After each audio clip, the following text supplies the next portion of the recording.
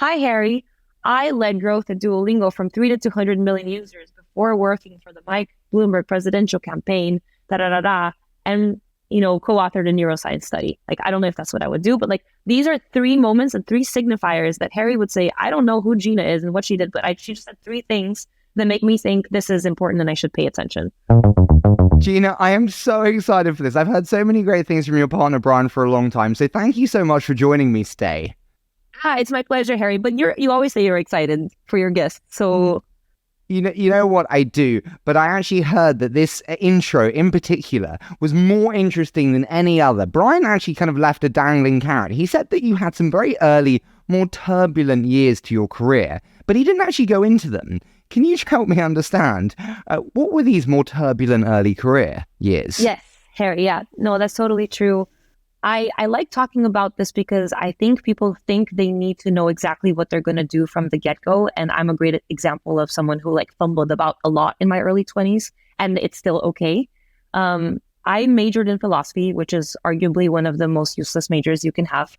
I say that in a self-deprecating way. Of course, you learn how to think, et cetera, but it's not very useful. I didn't know how to use Excel when I graduated. And all I wanted was to live in New York because my dad had lived in New York and I grew up with like New York pictures all over Brazil. And I just wanted that experience, but I applied to 100 jobs and didn't get any of them. And then finally I got an internship and I was the only intern who had already graduated. So I was like the loser older intern at the company, and things didn't go quite swimmingly. So for starters, my boss was a heroin addict at the time. So we became great friends, and I knew there was something off. And one day I confronted her, so she finally admitted it to me. And then we ended up going to Narcotics Anonymous together, and they asked me to take over for her responsibilities while she was out. And so that was one way in which I grew, because I had to do the job of my boss very quickly. And then my new boss there was had just been promoted from head of HR to head of social media, as is very normal. So this person didn't quite know what was going on. It was just really tough. I cried in the bathroom a lot. And then I had a couple of other experiences that just didn't quite work out. And I kept losing my right to be in the United States because I'm Brazilian and I needed a visa. And I just decided, you know what? Having a career is not for me. I think that this whole like climbing a ladder thing is really stupid. I studied philosophy. I want like meaning in life.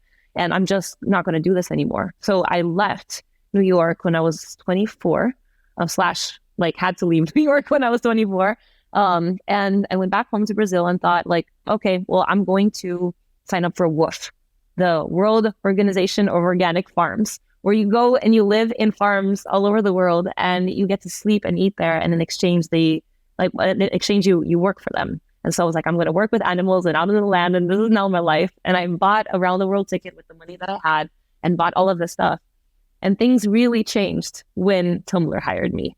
So it was like, now when I talk about my career, I'm like, yes, I helped Tumblr grow. And then I helped Duolingo grow, and I worked for the Mike Bloomberg presidential campaign. And now I started a company that's backed by Andreessen Horowitz. And it sounds really impressive, but most people sort of cut out these like B-sides to their history, and I kind of have fun highlighting them.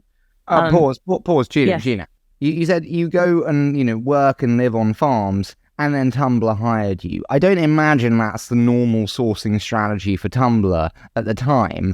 How did that happen? Yes, so that I really believe that a lot of the big decisions are made because people don't know any better or they don't have other choices.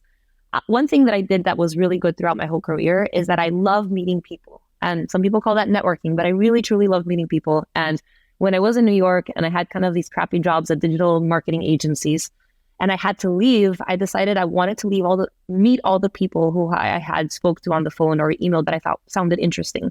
And I reached out to them and said, like, I'm leaving the country. I would love to have the opportunity to have a coffee with you. And one of the people I met was Mark Coatney. And Mark Coatney had just been hired at Tumblr as their head of media. He was at Newsweek before. Amazing man. We're still friends. And he talked to me and said, I think that Tumblr wants to grow in Brazil soon. And I said, well, good luck to Tumblr. I am no longer doing this. I'm not doing the career thing anymore, but I hope you guys have a great time. And I went back to Brazil, and they reached out to me 6 months later saying, hey, remember, we're now at the point where we want to grow in Brazil, and we remembered you. And I had worked with Mark on a campaign at one of the digital marketing agencies. So he knew a bit about how I worked.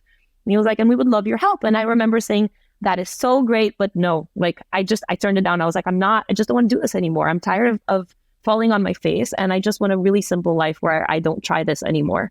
And he was like, okay, well, I'm going to convince you, because if you're going to go eat, pray, love, I think this was pre-eat, pray, love. So he might've just said like travel. Then you're going to need some money, right? So how about we hire you for 1 month and you help us figure out like what it is that we're going to do in Brazil. Like maybe you help us hire the right person, or you just help us like, figure out the first steps. And I was like, okay, that sounds good. They hired me for a month and I helped them organize press interviews and, do a big community meetup, and then source talent for this role that they were hiring for that was country manager. And at the end of that, they were like, we don't like anybody. Can you do it? And it was a really tough moment for me because I didn't want to. I thought that, I was going to fall on my face again, but it felt like a really pivotal moment in my career. And they were very desperate. So they were like, you can make your own title. Like you can make your job description. You have no manager. You're just going to be in Brazil by yourself and you can figure it out. And I was like, okay, this sounds fun. Can I ask, Tumblr's a very iconic early internet name. When you think about how that time shaped your mindset today and any big lessons, are there any that you would really think to straight away from that time with Tumblr? Well, yes, Harry. One of the things I learned at Tumblr that I think a lot of people in early stage startups that succeed learn is that no one knows what they're doing at most points in time in life and in business. And so, look, Tumblr was an amazing product. David Karp is brilliant. The team was awesome. But a lot of the stuff we were doing, we were fumbling about trying to figure it out. And one anecdote I have to tell about that is just the memory of standing at a cash register in São Paulo, trying to take all the money I had in my account in Brazil to pay our contractors because Tumblr couldn't figure out how to wire money from the US to Brazil. And then I ended up borrowing money from family members, and I borrowed money from a well-known startup founder today as well in order to pay those contractors, because we were doing this big launch event and the money just hadn't shown up. And if the money didn't make it, we wouldn't have the launch event that I'd been working on for so long. And I wasn't paid at Tumblr for 6 months because they couldn't figure that out. And I was living in my parents, like in my childhood bedroom at the time when I was 25 and like working out of like my childhood bed, literally. So it was okay. I could eat and sleep, but I realized, everyone's figuring every step of the way out. And if they can do it, then maybe one day so can I. Your parents are going, why are you working for this company that's not paying you? Months. Yes, they were very shocked by a lot of it. Just the fact that like when you work for a startup, your boss comes down to Brazil and you're friends and you go out to a bar. They're like, this is inappropriate. You shouldn't be doing that. That is hilarious. What a great story as well. From a month to the journey you had. I love that. Okay, so we have that Tumblr journey and then we have Duolingo. I think people always learn actually from like actually tangible things that worked or didn't work. When you think about growth experiments, can you take me to one? This feels like a job interview, it's a terrible way of phrase this, but fuck it. Take me to one which worked and one which didn't, and how you changed as a leader and a thinker because of those two experiences. Yes. Well, one thing I'll say is that when I started out at Duolingo, just for context, I was not a head of growth. They hired me as like this person to do Brazil and then Argentina, Mexico, and it was working. So they kept asking me like, can you grow us in Europe? And I was 25. At this time, I was 27. So I was like, yeah, of course. And I had no idea what I was doing. And so growth at the time wasn't quite like a product-led growth, experiment-based, A/B testing thing for me. I was just like figuring out how to make Duolingo become as well known as possible all over the world, with PR and partnerships and whatever worked, which had worked for Tumblr before. When they put me in charge of growth, I remember this conversation very clearly because Luis and Severin, co-founders of Duolingo, came to me and said, we need, our investors are telling us that we need someone to be head of growth, because Luis was head of growth until then. Like he was the one who was just like, he had all the metrics in his head. And we thought of hiring someone externally, but you're helping us grow so much, maybe you should be the head of growth. And I was like, yeah, of course, I'll do it. And then I went back to my desk and Googled, what is growth? Like, what is growth? And then startup, and I found Andrew Chen's blog and I started reading Andrew Chen's blog. And like, that's when I was like, yeah, I can do this. But it was just me and one engineer. That's all they gave me, and one back-end engineer. And so you can't do much when it's just you and one back-end engineer. So we started thinking like, what can we do that doesn't require any designs? My first lesson was we decided to test notifications. And Luis and Severin were both like, no, you should not test with notifications because we have already tested with notifications a lot and we have optimized them. Go do something else. And we were like, but almost everyone who uses Duolingo gets notifications. So we're still going to see if we can do something about it. And I'm a really good writer. That's one thing I can do. So I was like, I can write copy like from like the perspective of the owl and from the perspective of the user and the perspective of like the Duolingo like leader. So let's do this, multiple times. And it actually was extremely high ROI. Even though they had already optimized a lot, we were able to derive great results. And so the lesson that I would highlight there is there's two. One, it's always, when you're prioritizing growth experiments, it's always about ROI. And I, for me, is investment of time, and R is potential returns. And so investment of time means how much time are you going to take to do this? And for us, I could write copy in like 30 minutes. I could write like 20 iterations. And Sven, the engineer at the time, could, do 2 lines of code that do a notification very quickly as well. So the investment was very low and the potential return was very high because the number of users who were seeing that was so high already at the time. So even if we could marginally improve that, then we could see great returns. And the second thing is that when you find an inflection point and something that you know has an effect on the growth of your startup, it's worth doubling down on that versus just trying to figure out what else. And that works not just for things that worked, but also for things that worked really negatively. So if you do an experiment and like it really harms you, that means that you found an inflection point and you might as well keep testing. What does that mean? So if it doesn't work, you found an inflection point, keep testing, double down. Help me understand that. Why would you want to dig deeper into the pain of something that doesn't work? Well, it's not pain if you're learning, is how I view it. And an experiment fails if you are not able to reach any results. If you're not able to get to statistical significance, or if you did and you actually saw no meaningful results, that's a huge failure. You learned very little and now you have to go and start again. But if you run an experiment with statistical significance and it harmed your product, that means that you found a moment that really matters to users. And if you found a moment that really matters to users, you can manipulate it in multiple ways, for positive and for negative. Okay. So if that's one with notifications that worked, and actually we saw incredibly low investment for great returns. If we think about the flip side, was there one that maybe didn't work or took longer to work? Yes. There's one particular experiment that we did and that really didn't work. And I'm almost cheating because it ended up being our most successful experiment of all time in the growth team. So what happened was the team really wanted to implement badges on Duolingo. One thing that we did as a team that ended up being really effective was that we would have different members of the team go and intentionally play different games that were very popular at the time, and then identify what they thought were growth levers on those games, and then talk about how we could implement those onto Duolingo in our growth meetings. We would do that about once a month. And this is exciting and cool because most people building an education app would think like, ooh, what's working for education apps? Maybe I'll go copy that.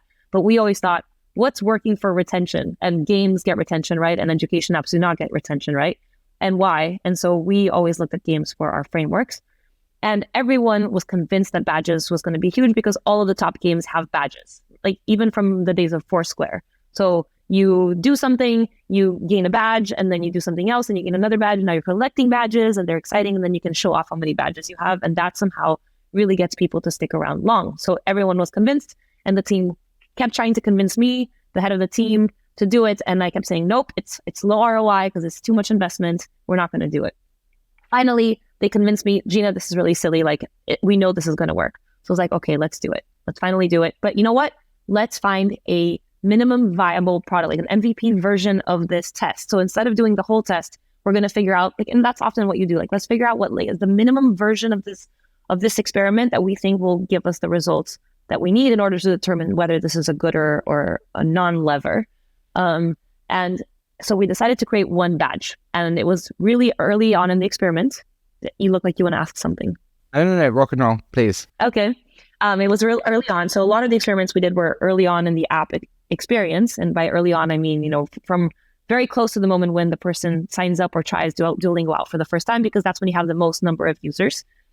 And so we decided to give people a badge for signing up. It was like you signed up and then you would get this really gamified girl with balloons that would say you got your first badge. And we were like, if we can see results from that, then we know that people are reacting positively to badges, and then we can start implementing other badges. The reason why we did that is because creating badges isn't just an experiment, because you need multiple badges in order for a badge to even mean anything. And you need a place to show off your badges. So now you need to think about the logistics of how you're going to implement that badge, at what point they get triggered, where they get displayed inside a very simple app where we're trying not to have a hamburger menu with like multiple tabs. So it was quite complex, but we decided this was the way to know. And what happened was no one reacted to the girl with the balloons. Like it did nothing. And so we concluded, this is silly. It's actually not a good use of our time. Let's table it. And we didn't work on badges again for about another year, when we had an aha moment as a team. And I can't quite explain to you when that happened. That actually what we had tried was a minimum viable product, like an MVP of the experiment, but it wasn't viable. That's how I would put it. Basically, it was so minimal that it didn't actually elicit the emotions. It didn't actually do the thing that badges would if implemented in its full extent. Because something, first of all, you get a badge for something that you did and that you're proud of. No one's proud of signing up. That's such a lame.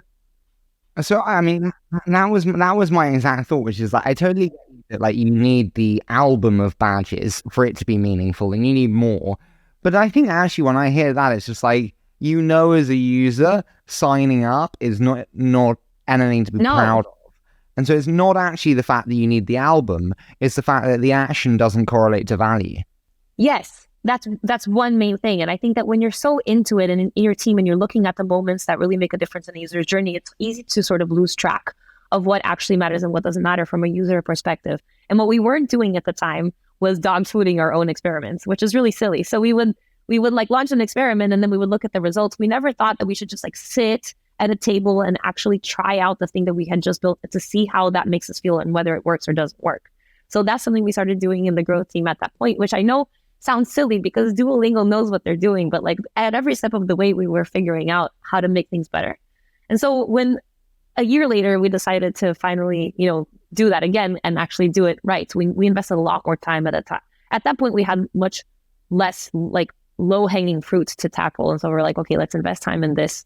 We actually spent, I think, about a month because like designing the different badges, figuring out where they all go, et cetera. And then, of course, it ended up being the most effective thing that we did, and collection of experiments where we could impact not just growth numbers, but every single metric across the company, like monetization, et cetera.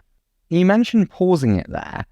How long do you give an experiment or a project before you pause it? Because you need enough data, but you don't want to keep it going for too long. What's that right balance? So there is a science for this. It's called statistical significance, and you can find calculators online.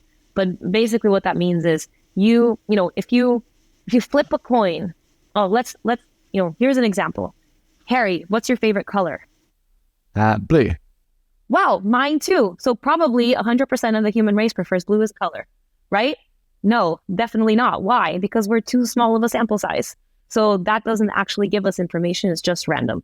Statistical significance tells you whether something that you tested and the result that you got is likely to repeat itself over time, over and over and over and over and over. And there's math to figure out whether that's the case or not. And it depends on two things. One, the size of the change of like the size of the impact of the experiment that you're trying to make. So for example, like if you do a notification that's slightly better than the other one, it improves click-through rate by 2%. That's very different from like if you do something that's so major that actually like 80% of people are now clicking on this one, versus the control. 80% and 2% are very different.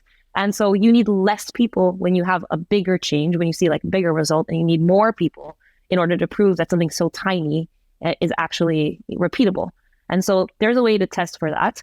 It's really hard, really early on in early stage startups, which is where I'm focusing my time now, because you don't have enough people for statistical significance. So you would need to have a lot of money to invest in ads, for example, to get people to try your thing. And so that's really hard to do.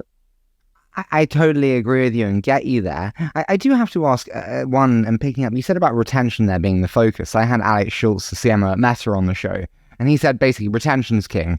Everything else doesn't really matter. How do you think about effective North Star metric setting? Because I think most people actually just set the wrong North Star and then optimize for the wrong thing. How do you think about that, and how did retention play into that? I agree. Retention is everything. To me, retention is almost like product market fit. If you have retention, it means that people actually like the thing that you made and it's actually useful for them. And that determines whether something's going to succeed or is not going to succeed. So that's like a very basic way of looking at it. You can, create like, you know what, Harry, I just made this box. I think it's an incredible box. And if I invest a lot of money in marketing this box, and if I'm a marketing genius, it's going to sell a lot. And then the minute I stop investing, it will not sell a lot because it's actually not that great. And it's just like every other box out there. But if you make something that's amazing, then every dollar you pour, every minute you pour into making people aware that that exists and that that's a possibility to solve their problem, then that money and that time goes goes a lot further because it actually is useful to people. What was your North Star metric at Duolingo when you think back to it? Is it the number of sessions per week? Is it the number of levels completed? How did you define success as a user? The North Star metric for Duolingo at all times was daily active users. That's it, DAU. And so, of course, we had sub metrics that helped us understand whether, like how we were impacting daily active users. But we cared about daily active users from the beginning, even before we were doing growth experiments with my team and we were just looking at PR. So I was told like PR only matters if we're able to increase the number of daily active users. And if you talk to a PR agency, they would say, that's impossible. I don't want to do that. But it is possible because if you're able to get this product in front of a lot of people who are your target users, then they will actually use what you're showing them. Whereas a lot of people focus on metrics closer to acquisition, and growth gets correlated with acquisition a lot of the time, but it doesn't matter how many people you get. If your retention isn't there, then it doesn't quite matter. So spending a lot of time on retention upfront, if you can, really helps make sure that every time, every second, and every dollar you spend on acquisition goes a lot further. I mean, you mentioned that kind of the retention. I mean, we discussed that acquisition, getting them through the door is PR as well is one kind of fun aspect of doing so. We agreed before when we were chatting that it's actually kind of heavily underutilized and underrated, I think, by founders. Actually, I think it's often denigrated, if we're being totally honest. Like, fluffy PR, marketing, whatever stuff. And it's handed to like the intern, I find. And it's really just not the right way to do it. So my question to you is, how should founders think about PR at the most tactical level? PR is so not sexy. It's considered really old school. It's like, oh, no, I want to do product-led growth. I'm going to be doing A/B tests. I ended up doing PR before I knew what PR was. I just thought, you know what, if I get these big newspapers to write about Tumblr, then I think that like we're going to get a lot of users.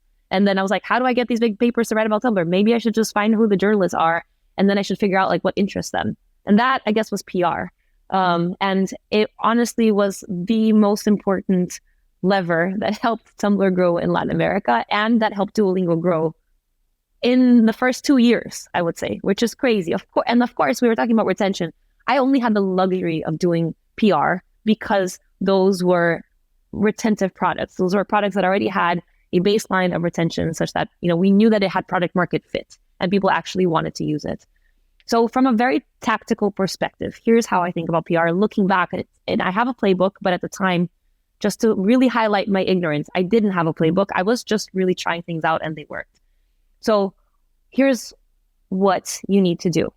First, you need to have a story to tell. And if you don't have a story to tell, it doesn't mean that it's not there. It might mean that you just don't know what the story is. And often when you are the person who built the thing, you're not the person who can actually tell the story about why it's important. And so you explore that, if you're really solving a problem, which is what a startup is supposed to do or a product's supposed to do, and you're solving a problem for a lot of people, again, that's what a startup is supposed to do. You probably have a great story there about why this matters to people. And then you might have stories of individuals who have actually had their problem solved with what you built. And that's also a really interesting story. The second thing is you go and you find it. Can I be really boring and just really tactical? Sure. Do we write that story down on a Google Doc? How do we codify it? Who often is involved? I just want to get as tactical as possible because it will save me doing this work and then I can just send them this episode instead. Yes, of course, Harry. So what I would recommend is you just tell the story of what you think is meaningful about your app or what you're building over and over and over and over. And you watch very carefully for how people react to things. And then you learn what actually matters to people and what doesn't matter to people. And so if you have a startup or a product, and I go, Harry, let me tell you about the thing I'm building. And I like tell you, and at first you're going to pretend that you're interested because you're like really nice and I'm your friend or whatever.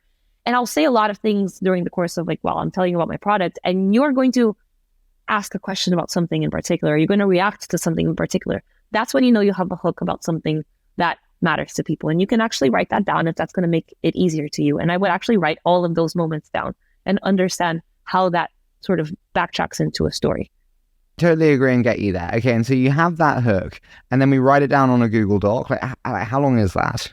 Yeah, I didn't with Duolingo. We never wrote it down on a Google Doc. It was like shared knowledge. I worked very closely with Luis Vanan, the CEO and co-founder of Duolingo in the early days, and so I just heard him tell the story over and over, and I memorized it. And then we would just like play off of each other and build on it with time. Okay, so we have that story. Why did PR care? Everyone has a story today. Everyone thinks their story is unique. How do we take it one step further? So the first thing I would say is not just write your story, but you need to condense that story down into one-liner. And that's, of course, like what you would do for a startup in general. But one line really matters because when you're messaging someone for the first time, they really don't care who you are. They don't care about what you're writing about. So their attention needs to be piqued immediately. So what I advise founders to do is basically come up with every name or number that might be impressive about their startup or their background and condense it into one line.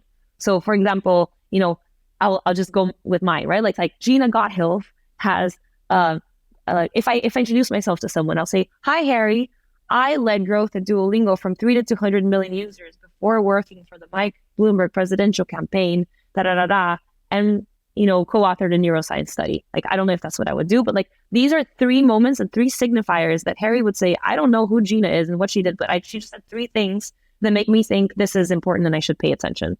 So you need to find those signifiers. And if you don't have them yet, it's okay. You can find proxies. Like, for example, I went to this university, or so-and-so has used my product, or I have money from this angel investor. So you need to find the things that are going to matter to a journalist. What we did with Duolingo and with Tumblr, but especially with Duolingo over and over again, was just that. So for example, I would have Luis Vanan fly to a country, and then I would make sure to schedule a talk by Luis Vanan, not just in one place that had like a major name, like for example, a top university, but 2. And so it would be normally like a top university in that country and then a top tech conference. And I would try to make it so that it all happened within 1 week or 10 days max. Then I would reach out to journalists on Twitter or on LinkedIn, and I would have this one-liner, and then I would say, Luis has been invited by, and then I would use the 2 things that they would go, wow, this matters. Like, imagine, Harry, you've never heard of Harry Stebbings, but he was just invited by Harvard and TechCrunch to speak at blah, blah, blah. And, he has no time. So I'd create a scarcity. He has no time right now, like he's super important, even though no one's heard of this. If you would like, 10 minutes to speak with him, I could potentially make that happen. And so you generate scarcity and you generate those levers and points of significance, even when you don't have them, by thinking what matters to people. So for example, in Colombia, we did that with the Colombian government. Like, we used Duolingo. I worked with the Colombian government, the MINTIC, which is the Ministry of Technology there, to get Duolingo into public schools. You would think, wow, Gina, that's amazing. You got Duolingo to public schools. You got the whole population. No, it actually worked really badly. Actually, the MINTIC in Colombia was probably the better one of the governments. I don't want to say anything bad about them, but other governments in general are very slow, and they are unable to make these things happen at the rate that a startup requires for it to be considered a success, which means that they weren't able to get Duolingo into schools, or even if they did, people weren't using Duolingo, teachers were afraid of using Duolingo, and then the rate of people using Duolingo in classes were super low. None of that mattered because we could use that for PR. Because now I could reach out to journalists and say, Duolingo is officially being used alongside the Ministry of Technology or the Ministry of Education of your country in public schools. And I have proof because as part of my little contract, I said they had to have a little landing page where they put the Duolingo logo on it. So then I could like hyperlink so the journalist could go and see, wow, it's true. The Duolingo logo is on the government website. And suddenly now the journalist thinks Duolingo is really important and really matters. The government is putting their name behind it. So even though this partnership isn't really going anywhere and it's not quite working, I have now signaled to the journalist that they should know about something and they don't, and they need to catch up. What did the journalists respond? Were they all just like, yes, you're amazing and how wonderful? Like, how did that go?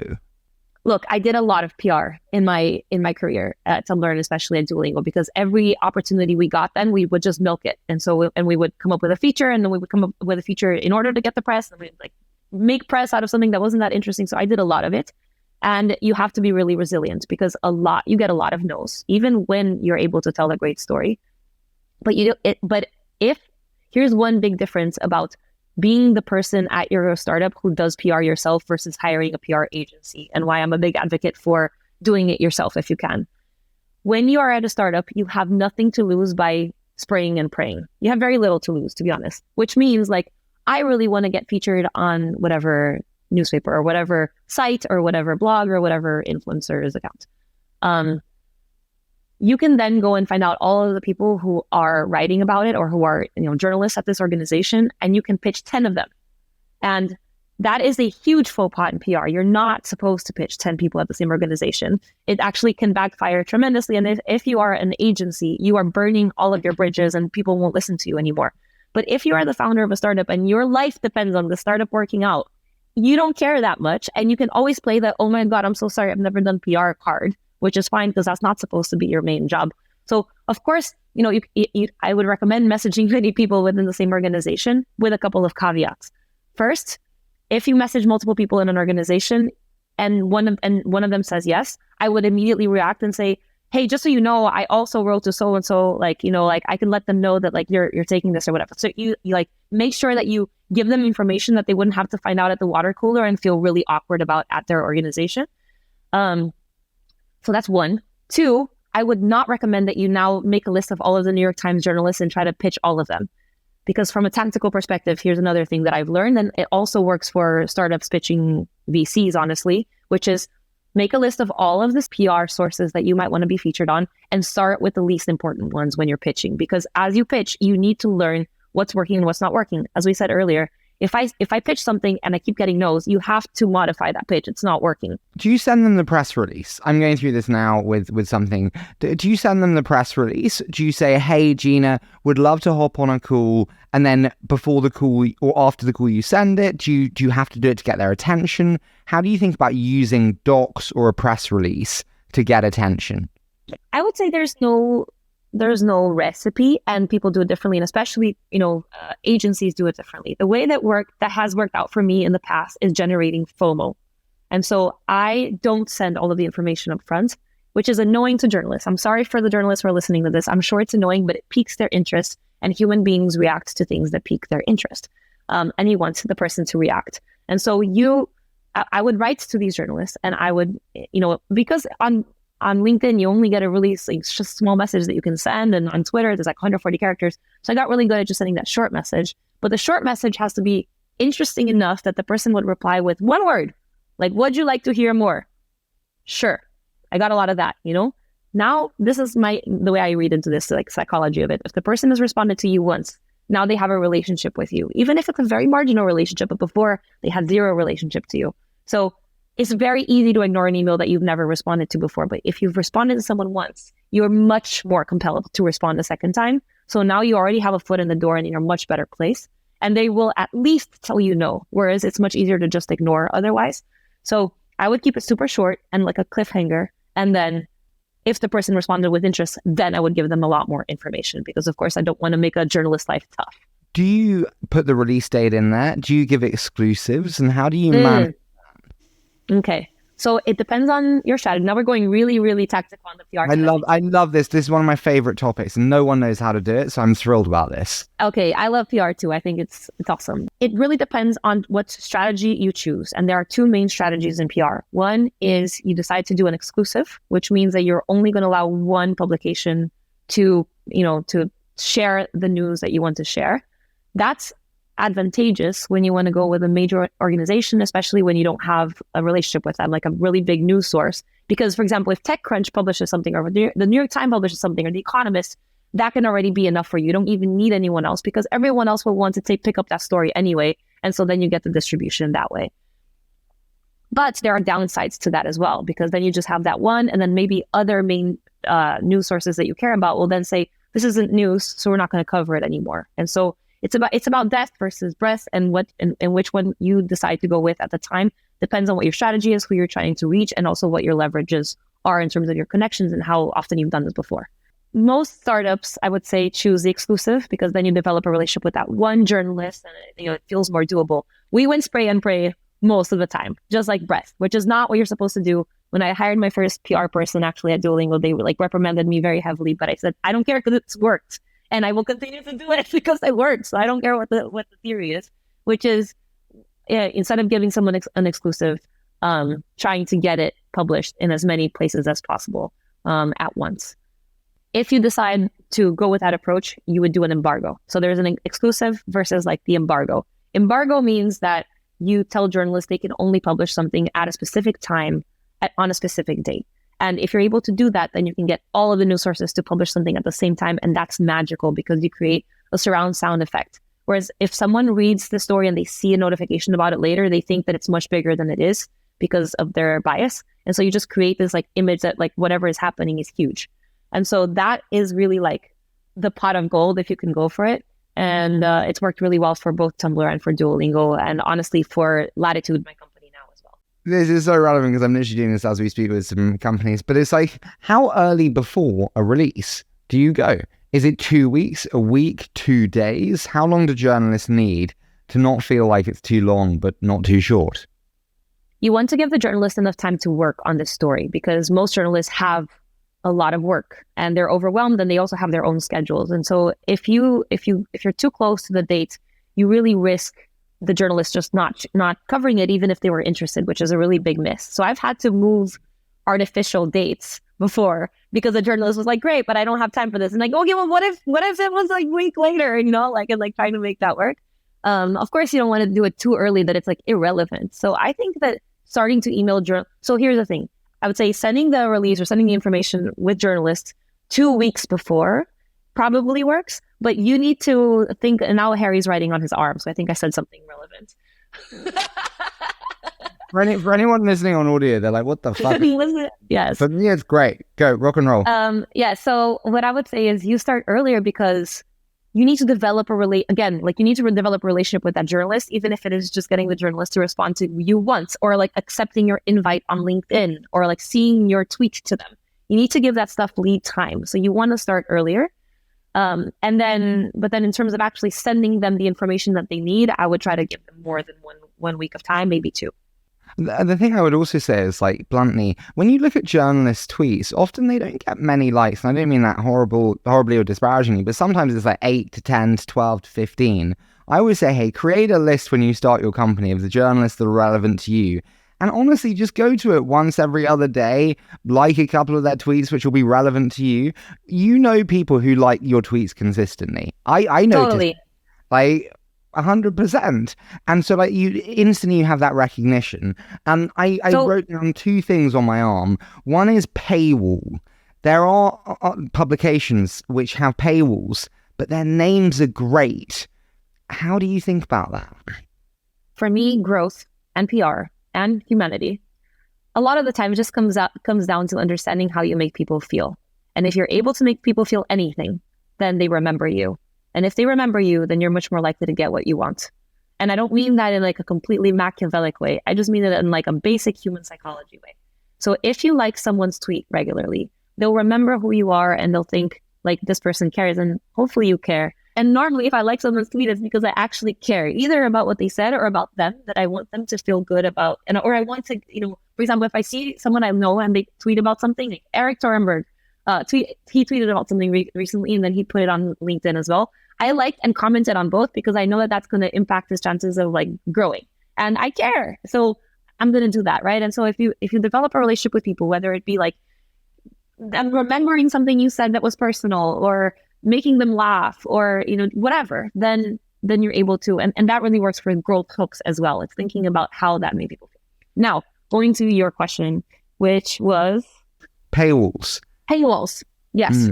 So there, what I would say is, if you're going for a Duolingo strategy, and the reason, what comprises a Duolingo strategy? Duolingo is a B2C product, and it can be relevant to most of the population. There are very few people in the world who would not benefit from learning a second language. It could be kids, teenagers, young adults, or even grandparents trying to connect with like their granddaughter's new husband or whatever. And so we were really going wide, and we wanted to go wide. And that's why the spray and pray approach worked. And that's also why we did not give exclusives, especially to publications that had a paywall, because that would really limit our breadth, and we were going for breadth. However, there are other cases where those publications matter a lot more than the breadth. For example, like in B2B cases, or in cases where you're working with fintech or legal tech or industries where you really need to build trust with the right people, then having some of those publications, like the Wall Street Journal, for example, write about you is really meaningful. It's a signifier that goes beyond the reach. It just, now you can link to it whenever you email anyone or when you write it, like, and people think this is an important thing. This matters. This has a lot of, data behind it, because the Wall Street Journal wouldn't cover something if it didn't. Even if people can't read the story, they'll read the headline, which honestly is what most people do anyway. And so that already means a lot. I think the biggest thing that people don't do is they don't ask, what's the core objective and who are we going for? Like, if you are going for new investors ahead of a funding round, actually maybe TechCrunch might be the right publication to go after. If you're going for new customers, well, shit, maybe, I don't know, the Wall Street Journal or Shipping Weekly, or I don't know, whatever random vertical you're going for. But TechCrunch is not going to get you more customers if you're in shipping or heavy logistics. Like, what's the objective and who are we going for? And let that trickle down into your publication list, I think. That's absolutely true. And one thing to take into consideration is that if you're able to get something on TechCrunch, even if it wasn't your core consumer possibility, then very quickly tell other publications that feel more insecure than TechCrunch, like editors and journalists, and link to TechCrunch just covered it. They're much more likely to cover it as well. So you might be able to have your cake and eat it too. But one thing that I see a lot is exactly that. It's not understanding the motivation behind what you're doing and behind what the people who are reading that publication. So I see a lot of startups say, oh, we got a funding round and we did this big announcement and we didn't get that many new users from it. Well, yeah, because people who are reading about funding rounds and who are reading about like the monetization of a startup are not necessarily the people whose problems you're solving with that startup. And so that's the people you want to reach, which might be like, Elle magazine, because like, women are going to be interested in learning a language too. So you don't think about that. How much control do you want over the content? Journalists can be challenging, bluntly, in terms of what they produce. I've had journalists write snippets of like what I've said and turn it into the main piece, and it's been not what I wanted. How much control do you give? How do you think about ensuring the piece that you get is the piece that you wanted? You don't get control. Like, if you're working with real journalists, they think and they write, and that's the best thing about journalism, but it can also be the worst thing about journalism. So there is a couple of layers here. First of all, when you write your release, because you know exactly what you want to say, write it exactly as you would like it to be published, with all the hyperlinks there. That really matters. It really matters if you have hyperlinks. I cannot emphasize this enough. Then, you can send it out. I would say that most journalists, not at the top publications, but you would be surprised, but most journalists tend to be fairly lazy. And I don't fault journalists. They have way too many things to do. They're trying to get clicks. They are under immense amounts of pressure. And so a lot of them will copy paste. And so that helps a lot. If you're able to just have exactly what you wanted in there in the first place, and then it's just like copy paste it, and then you get the story. That's not you having control. That's you gaming the system. But then, you can't have control and tell a journalist, I want you to write this or that, because actually will rub them in incredibly the wrong way. Much like when you're working with an engineer and you tell them like, here's the solution I want you to build versus here's the problem I want you to solve. You just need to understand those nuances. So you need to be okay with that. And you need to give this journalist all of the information that you possibly can to prevent, something bad from happening, which is, like you said, like something being taken completely out of context. You, over time, practice what you say and how you say it really well, so that you're not going to say things that then get taken out of context. And again, it's about developing a relationship with that journalist, because then if something happens and you email them and you say, hey, like, you just said this and I realized that I said it, but that's not how I meant it or whatever, they're much more likely to listen to you if they care. Harry is saying no. Is that not the case? No, I'm totally with you. I'm thinking back to times when I've said, hey, I know I said this, but I didn't mean that. And it's like, and they might not care. They might not care. Mm-hmm. And I've had multiple situations, and it comes down to a lot of things, to culture, to how much power you have, frankly. So, like if you're it really, like, if you're, if you're very powerful, like, for example, if you are the owner of a PR agency that like channels all of the major news from the top tech startups that anyone ever wants to know about, and I'm a journalist, I want to maintain a good relationship with you. So if you told me, it's like, hey, like, this needs to be modified, I'm not going to say no to you, because I still want you to send me news before you send to the other publication. So you understand that. There's also cultural nuances. Like, if you're doing press in Brazil or Latin America, things tend to be a little bit more lenient because people are much more like relationships driven. So they're like, okay, like, it's fine. Like, we'll make a change. And there have been cases where I emailed journalists very kindly, and maybe I didn't have the relationship, or maybe they just disagreed with me, which is totally fair because they have a job to do and they're trying to tell the truth. And they didn't want to make changes. And I wreaked havoc and probably lost some years of my life in the process. I don't regret any of it, but we had one case where we were doing a global launch with Duolingo, and I was doing all of our PR myself, which meant that I had like a little like spreadsheet that had like 20 tabs, one for each country. Like, we were doing global. So I had like journalists and editors in all these different countries that I was managing. Did not know that CRMs existed like online with this already. And so then we're doing this massive global launch. I had to manage so many different pieces. And then some random journalist somewhere completely random broke embargo, So I remember one case where someone in Pittsburgh broke embargo, and another case where someone in India broke embargo. And it wasn't even like... What do you do when they break embargo? Do you just say, fuck it, get it, let's go? Or do you try and bring it back? I'm a very actions driven person. So it's very unlikely that something will happen and I'll say, let's wait and see. I'll probably say, like, what can I do right now to change this outcome? Like, that's just how I operate on everything. So I would try to rig it back in as kindly as possible, and then as firmly as possible. And in some cases, you're just going to have to really hope that the journalists you really care about are not going to see that embargo was broken and move on. So I have two questions for you. One is, okay, you're on my team and you're doing this amazing work and I'm super happy. Gina, I need to measure some form of success from your work. We've got links to TechCrunch and to Forbes and to whatever publication. How do we measure success of PR and actually align it back to the core business? It's really hard. And that's not a cop-out answer. And you have to, especially if you're early stage. So for Duolingo, it was DAUs. Like, if we were actually able to get new users that became active users, that was our success metric, because then we knew that we were reaching the right audience, and that, the story that was told was the story that we needed to tell in order to get people to download and try Duolingo, and that, they were likely users of Duolingo. So that's what really mattered. But it depends, right? So if you're trying to raise funding, then it's like, if you're able to raise funding, or if you got people who are referencing the stories on a regular basis. Like, I heard about you through this, or I heard about you through that. Like, you could measure that if you had like a landing page for something, like, how did you hear about us? Like, that could be helpful.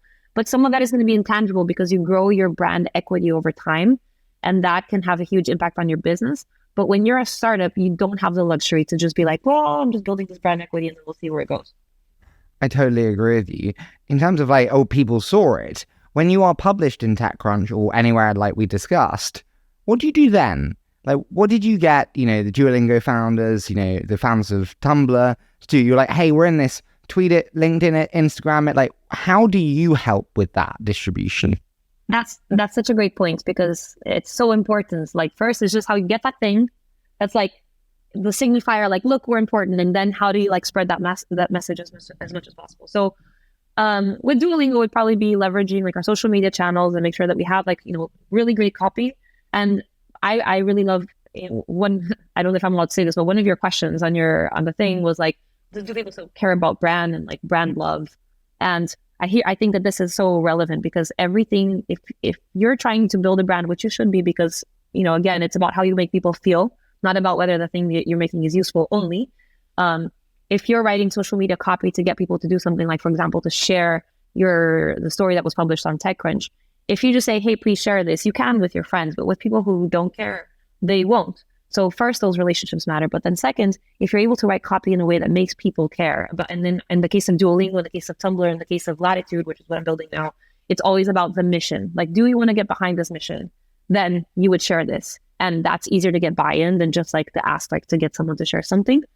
And sorry, I had a third point and then it just escaped me. I think another thing is removing friction from the share. Most people don't share something because it's quite painful to share. Yes. Say, what's your @ handle? What's the link that you want me to share?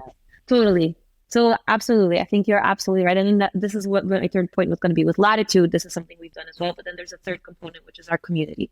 So then leveraging whatever you got through social media and then through your community. And the way that you do that is exactly as you would with anything else. Like if you're trying to get a journalist to publish something, you make it as easy as possible for them. If you're trying to get a user to use your product, you make it as easy as possible for them. If you're trying to get someone to share a message, you make it as easy as possible for them. And so what that means is you write exactly, like, first of all, you're going to write a really nice message asking them to share. And then you're going to write exactly the message that you want them to share. That is personalized. That is personalized. Yes, that is personalized. And you need to be really smart about how you write that message, because you need to remember that this person is posting that on their personal profile. So they are sending a message to the world about who they are based on what they're sharing. And so you need to think about the words that you use and the image that you use in as much as it affects them there. So with Latitude, one of our biggest growth levers was when we started admitting startup founders. So we work with early stage startup founders in Latin America. When we started admitting them, we created this token that said, like, you know, I was selected to be in Latitude. And then I wrote the copy. And I almost feel bad, but I tell our Latituders that this was our tactic. It feels manipulative, but I wrote the copy in a way that makes them seem amazing to their audience. Like, wow, you are so impressive, and also really humble. So it's like a really perfect humble brag that makes us look even better. Because then we had like all these amazing startup founders, because we had our friends join originally say, I got into Latitude. And suddenly people are reading their thing saying, what's Latitude? And if this person got into Latitude and they're proud of it, then it must be really great. And now they're checking out what Latitude is, and then they're signing up. And so making that easy with the personalized like image of them, like I just got into Latitude, helped us a ton. Do you know, I think like YC have done this the best. Every Twitter handle has YCW21, YCW. It is the value or sign of accreditation. I totally agree. Also, make it super short. I get some that are super long. I get high, random, and then they're too long, terrible. Also, like for me, I don't know about you, I put, hi Gina, hope you're well and enjoying the sun in Miami. Personalized, you're like, oh wow, Harry remembered I live in Miami. And then I paste. And then, by the way, I always do a PS, and then I put, hope to, you know, play football with your husband next time. And you're like, oh wow, top out. Like he's really, I've actually not. It's taken about 30 seconds to do the top and tail. But you're like, wow, that Harry is such a nice guy. 100%. And like when I was doing press for Duolingo and we were doing these global launches, I was personally writing over 100 emails at a time, like to get and it had to be within a window of time because this launch was coming up. And so that's exactly what I would do. I'd have the copy with like the links, all like perfect there, etc. And then the other thing, I think you don't have to do this anymore, but it depends on your email client. Like select all, remove formatting, and like redo formatting. I would do that one by one, because like otherwise you send an email and you can see that there was like copy pasted stuff, and then you've already lost credibility. That looks terrible. The minute I see that, I'm like, done, out, though, I'm with you. Also, never do this. I get probably 50 like press releases a week with like embargoed news, just cold. I'm like the subject line, embargoed news. Well, like they'll send me the press release and like an embargo, and I'm like, I never agreed to your embargo.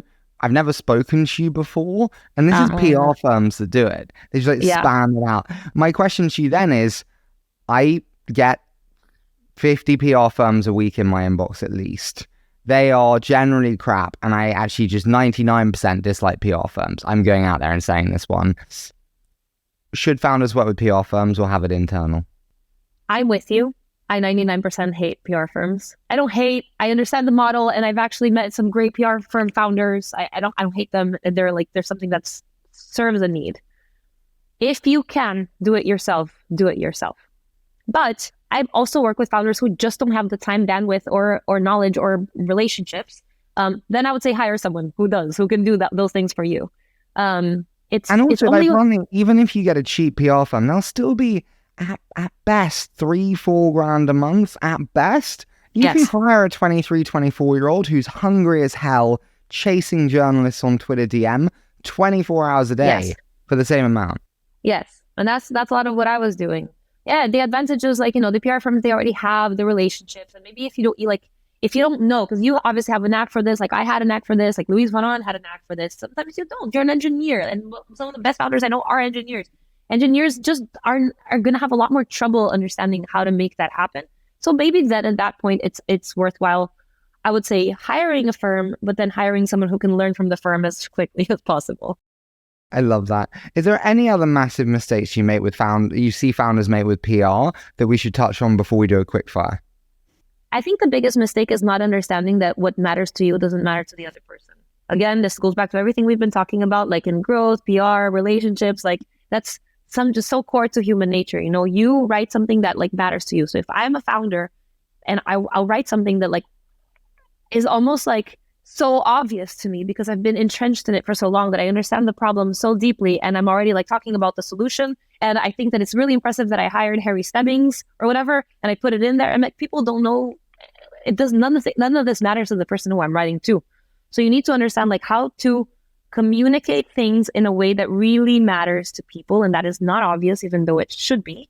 And you need to understand who you're speaking to specifically. So if you're writing to someone from like a science background or a tech background, it's very different. And if you're writing for someone from like a beauty or fashion background, then you need to understand what's the angle that's going to pique their personal interest. And if you take the time and you like actually make a list of the top publications you care about and you understand what that journalist might care about, they're much more likely to respond. Final one, I promise, before a quick fire. Should PR be an ongoing effort or something that you actually do in static stages? Fundraising, announcement, expansion into Brazil, new product. Is it continuous or quite static? You want it to be a steady drumbeat if you can, because you want to stay top of mind to consumers, and then you can grow your equity that way. It's a lot harder to do, but it's super important. And then the more relevant you become, the more relevant you are, and that sort of feeds on itself. I've loved this chat.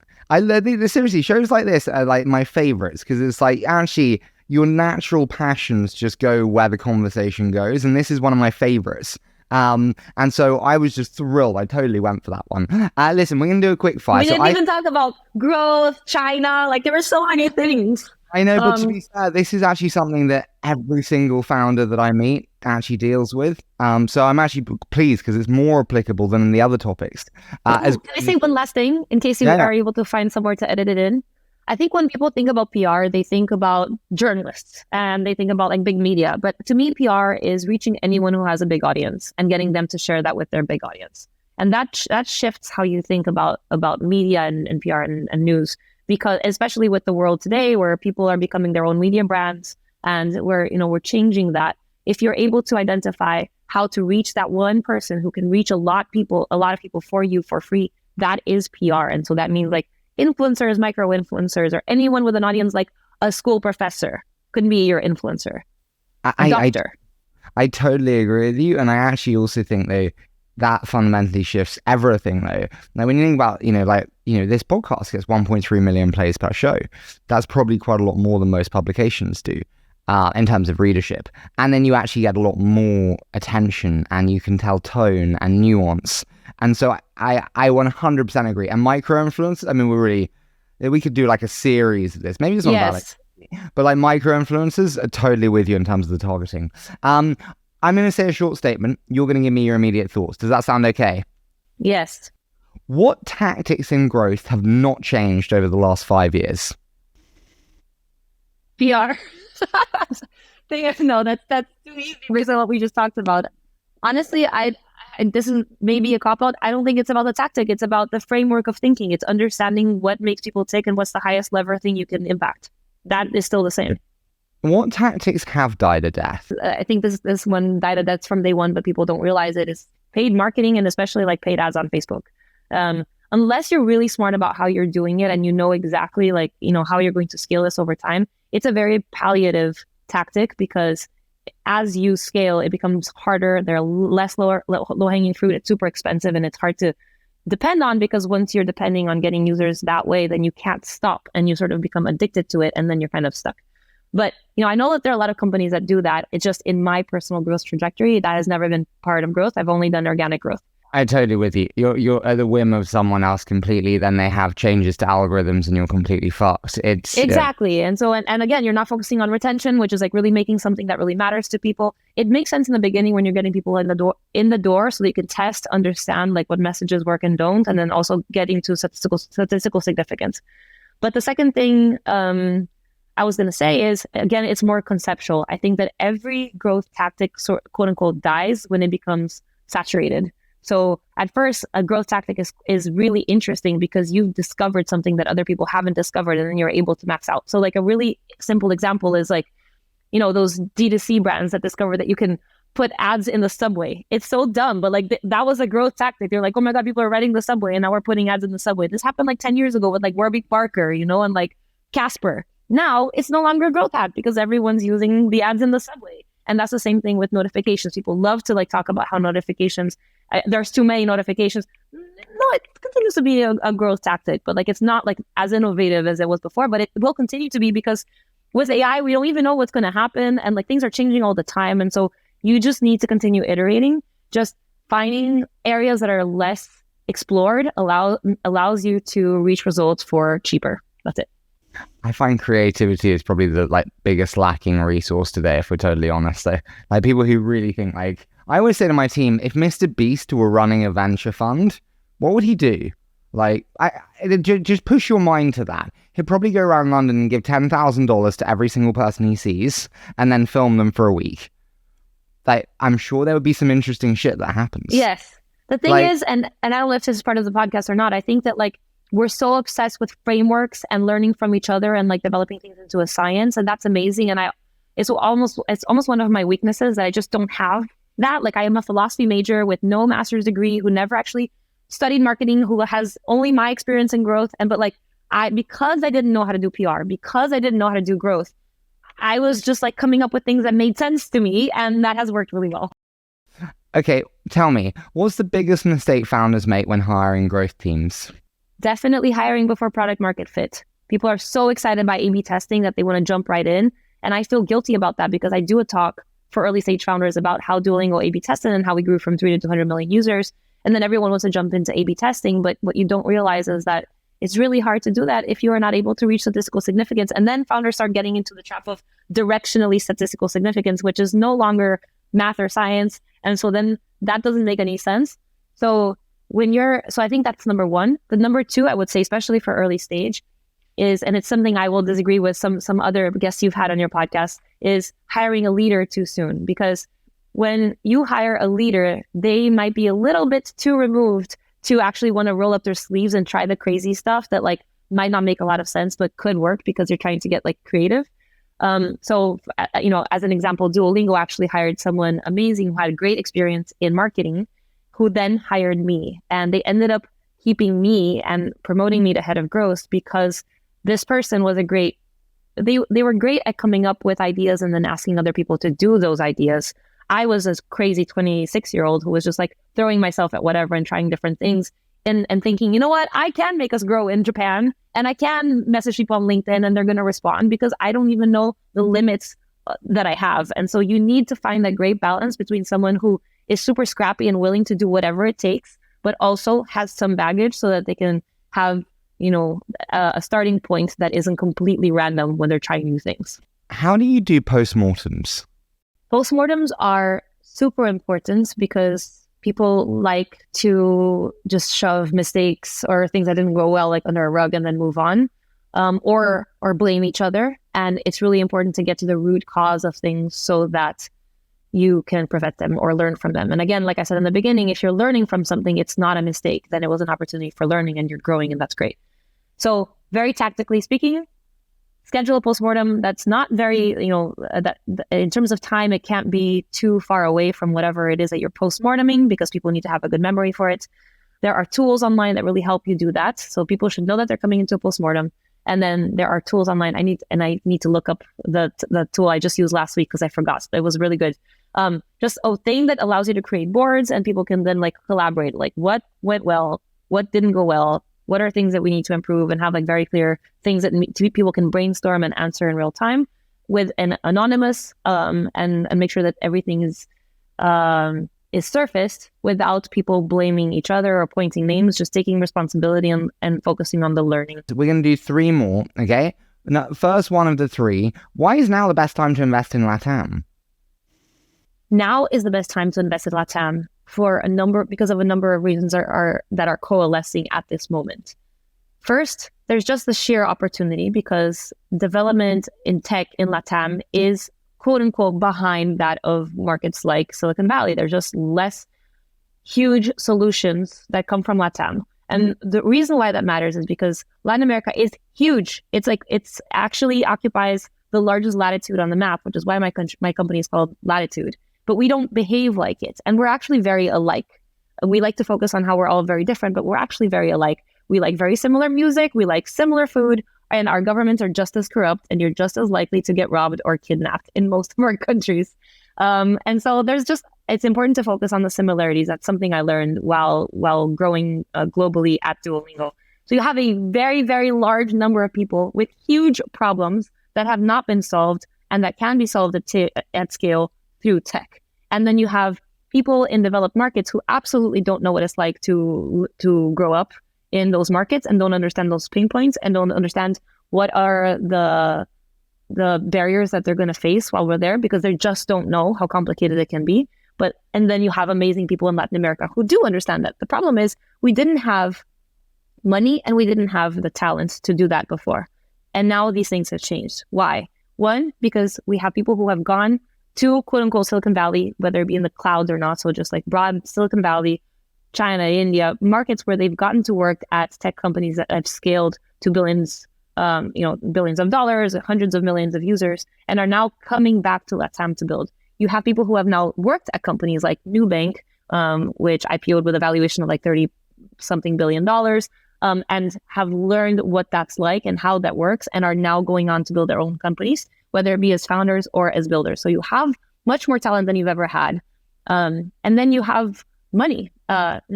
Firstly, because investors in the US and abroad are looking to Latin America because they understand that it's a huge opportunity. There are more VC firms and more family offices that are starting to look at tech now because it's almost inevitable. So you have more money. Our money is really devalued. So anything coming from abroad is worth a lot and can make a huge splash. And so we're at this amazing moment that I believe to be a really serious inflection point where we're building solutions for hundreds of millions of people, a lot of infrastructure stuff that's super non-sexy, but basic, like B2B SaaS, things that helps SMBs, like small and medium businesses, understand how to do things without using pen and paper, and giving people access to health, to education, to banking. Like it's not like I want a better dating app. It's like, I would like to have a bank account. I would like to be able to see a doctor. Those are very basic things that are very core human pain points that affect a lot of people. And so this is the time to build. And then there's another thing on top of that, which is just the connectivity. Like we are so online now. Everyone has access to the internet in one way, shape, or form, and to technology. It's ubiquitous. So you can really reach people from all different sectors of the population.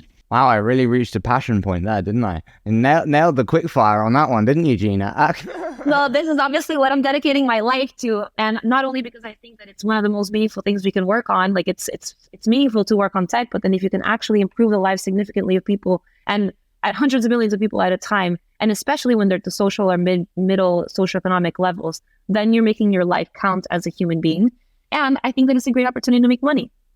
Let's do a final one. When you think about company strategies recently that have been really successful, which one has stuck with you and really impressed you?